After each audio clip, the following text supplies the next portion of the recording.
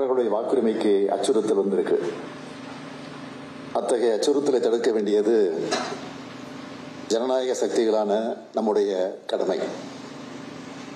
அதனாலதான் SIR எனப்படும் சிறப்பு தீவிர வாக்காளர் பட்டியல் சீராய்வு என்ற முக்கிய பிரச்சனை குறித்து ஆலோசிக்க நாம் இங்கே கூடியிருக்கிறோம். நேர்மையான தேர்தலை நடத்த உண்மையான வாக்காளர் பட்டியல் அவசியம் என்பதை யாரும் மறுக்கல. ஆனா அதுக்கான உரிய கால அவகாசத்தை கொடுக்கணும். பதற்றமில்லாத சூழல்ல தான் அதை செய்ய முடியும். மாறாக தேர்தலுக்கு சில மாதங்கள் இருக்கிற நிலையில முழுமையான திருத்தப் பணிகள் செய்ய நினைக்கிறது உண்மையான வாக்காளர்களை நீக்குவதற்கான தந்திரம் மட்டுமே. அதைத்தான் பீகார்ல செஞ்சாங்க. இப்போ மற்ற மாநிலங்களையும் செய்ய நினைக்கிறாங்க. அதனாலதான் நாம எதிர்க்கிறோம். அப்போ ஒன்று மட்டும் தெளிவா தெரியுது. எப்படி மகாராஷ்டிரால திடீரென்று 90 லட்சம் வாக்காளர்களை 5 மாத இடைவெளியில் சேர்த்தாங்களோ, மகாதேவபுரத்தில் பார்த்தீங்கன்னா 5 சட்டமன்ற தொகுதியில் படுதோல்வி அடைந்து வருகிறார். 6வது சட்டமன்றத்தில் 1,80,000 வாக்குகள் வித்தியாசத்தில் வெற்றி பெறுகிறார்கள். அதை ஆய்வு செய்யும் பொழுது பத்திரிகையாளர் சந்திப்பில் ராகுல் காந்தி அவர்கள் ரொம்ப தெளிவாக சொன்னார். இது எப்படியெல்லாம் அந்த வாக்கு திருட்டை நவீன முறையில் தேர்தல் ஆணையமும் பிஜேபியும் செய்கிறது என்று. இங்கேயும் நியாயமாக சுதந்திரமாக ஜனநாயக அடிப்படையில் வெற்றி பெற முடியாது என்பதால் குறுக்கு வழியில் எப்படியெல்லாம் தேர்தல் ஆணையத்தை பயன்படுத்தி வெற்றி பெறலாம் என்று பாஜக முயற்சி செய்து கொண்டிருக்கிறது. அதற்கும் தமிழ்நாட்டினுடைய உரிமையெல்லாம் தாரை வார்த்து கொடுத்தவர்கள் இப்பொழுது மீண்டும் வாக்கு அதிகாரத்தையும் வாக்குரிமையும் அவர்கள் எடுப்பதற்கு உறுதுணையாக இருக்கிறார்கள்.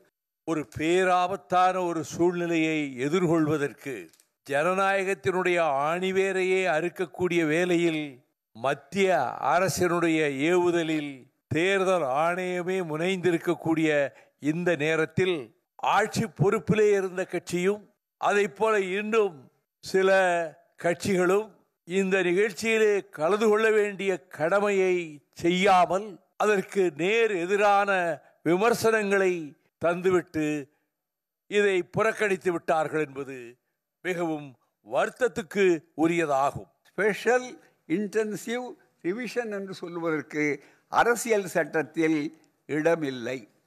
அரசியல் சட்டப்படி இங்கே தேர்தல் ஆணையம் செய்ய இடமில்லை.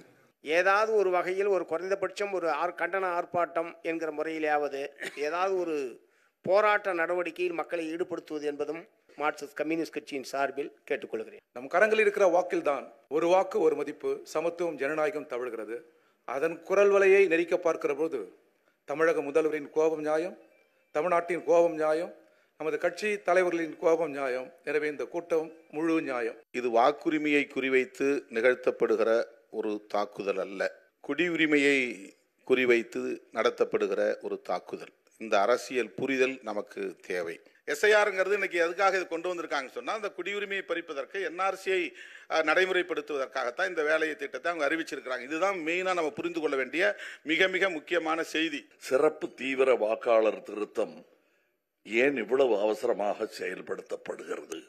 இந்த அவசரத்தினால்தான் பீகாரில் 65 லட்சம் வாக்காளர்களின் பெயர்கள் பட்டியலில் இருந்து நீக்கப்பட்டு அவர்கள் வாக்களிக்கும் உரிமையை இழந்துள்ளார்கள். தமிழ்நாடு, கேரளா, புதுச்சேரி, மேற்கு வங்கம் உள்ளிட்ட 12 மாநிலங்களிலும் மட்டுமே சிறப்பு தீவிர வாக்காளர் திருத்த பணிகளை மேற்கொள்வதன் உள்நோக்கம் உண்மையில் வாக்காளர் பட்டியலை சரி செய்வதா அல்லது வேறு ஏதேனும் உள்ளதா? இப்பணியை 2026 தமிழ்நாடு சட்டமன்ற தேர்தல் முடிந்த பிறகு மேற்கொள்ள வேண்டும் என்பதே மக்கள் நீதி மய்யத்தின் நிலைப்பாடு. கண்டிப்பாக பீகாரிலே நடைபெற்ற தவறு இங்கேயும் நடைபெறும். ஆகையால் நீங்கள் கொடுத்திருக்கின்ற 1 மாத காலமும் போதாது. வருகின்ற பணியாளர்களாம் 1 முறை வரமாட்டாங்களாம், மொத்தம் 3 முறை வருவாங்களாம். நான் சொன்னேன் 1 முறை வருவதற்கு இங்க காலம் நேரம் போதாது. எப்படி 3 முறை வர முடியும், வர முடியாது என்று நாங்கள் தெளிவாக கருத்தை தெரிவித்துள்ளோம். உச்சநீதிமன்றத்தில் இந்த சிறப்பு வாக்காளர் திருத்த நடவடிக்கை குறித்த வழக்கு, SIR குறித்த வழக்கு இன்னும் நிலுவையில் இருந்தது. இந்த SIR நடவடிக்கையை நடத்துவதே இட் இஸ் இல்லீகல், சட்டவிரோதமானது, இட் இஸ் அன்கான்ஸ்டிடியூஷனல், அரசமைப்பு சட்டத்துக்கு விரோதமானது என்பதை இந்த நேரத்தில் நான் பதிவு செய்ய விரும்புகின்றேன். சட்டம் என்பது ஒன்றுதான், அது யார் கையில் இருக்கிறது என்பதை பொறுத்து நன்மை தீமைகள் விளைகின்றன. அதே போல இந்த எஸ்ஐஆர் யார் கையில் யார் செயல்படுத்துகிறார்கள் என்பதை பொறுத்துத்தான் நாம் இந்த பயம் இன்றைக்கு நமக்கு ஏற்பட்டு இருக்கிறது. நீதிமன்றம் தடை விதித்தால் ஒழிய அவர்கள் அதை நிறுத்துவதற்கு தயாராக இல்லை என்பதைத்தான் சூழ்நிலைகள் சொல்லுகின்றன. உடனுக்குடன் செய்திகளை தெரிந்து கொள்ள சன் நியூஸ் பெல் ஐகானை கிளிக் பண்ணுங்க.